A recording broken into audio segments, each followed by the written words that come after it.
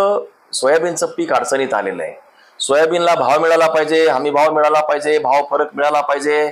त्याचं जे काही उद्दिष्ट नाफेडनं दिलंय ते पूर्ण करण्यासाठी त्यांनी प्रयत्न करायला पाहिजे.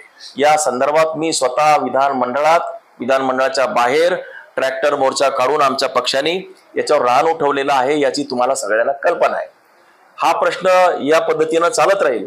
परंतु आपल्या माध्यमातून मी शेतकऱ्यांना विनंती करतो की मी या संदर्भात आमच्या कृषी अधिकाऱ्यांशी चर्चा केली, PKVCच्या अधिकाऱ्यांशी चर्चा केली, या संशोधन करणाऱ्या अधिकाऱ्यांसमवेत मी चर्चा केली आणि या चर्चेअंती असे मी या ठिकाणी आपल्या माध्यमातून सांगतो की सोयाबीन एकदम बदलता आलं नसेल तरी चालेल, पण हळूहळू सोयाबीनचं जे पीक आहे तो पीक पॅटर्न बदला आणि जे काही त्याच्याऐवजी मका हे जे आहे किंवा हळद आहे या पिकाकडे, दुसऱ्या पिकाकडे आपण वळा, उडीद मूग या पिकाकडे वळा. याचं कारण की सोयाबीनचं जे पर एकरी जे काही उत्पादन आहे ते ॲव्हरेज 6 क्विंटल आहे आणि ॲव्हरेज आपण गेल्या 3-4 वर्षाचा भाव पाहता एका क्विंटलला, प्रति क्विंटलला 5,000 भाव गृहीत धरला, जो की मिळतच नाही. जो नाफेडला दिला तो मिळाला नाही. 3,000, 3,500, 4,000 पर्यंत खाजगी मार्केटमध्ये मिळाला. फारच 25%, 30% लोकांनाच नाफेडचा भाव 5,000 मिळाला.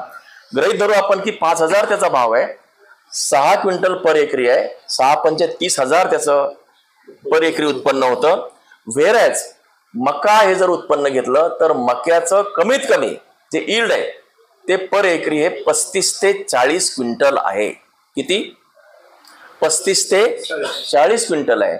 आणि मक्याचा जे काही पर एकरी ज्याचा भाव आहे तो 2,000 ते 2,200 आहे. तो 2,500 पण होऊ शकतो, 1,800 पण होऊ शकतो. पण आपण जर ॲव्हरेज जरी पकडलं 2,000 तर पर एकरी त्या शेतकऱ्याला 70,000 ॲव्हरेज सांगतो त्याचं उत्पन्न होऊ शकतं. इकडे 30,000 होतं, तिकडे 70,000 होतं. म्हणून एकदम बदलता येत नसलं तरी चालेल, पण आपण हे पीक पॅटर्न बदलून मी या सगळ्या अधिकाऱ्यांशी चर्चा करून शेतकऱ्यांना आवाहन करतो की मका या पिकाकडे आपण वळावं. त्याचबरोबर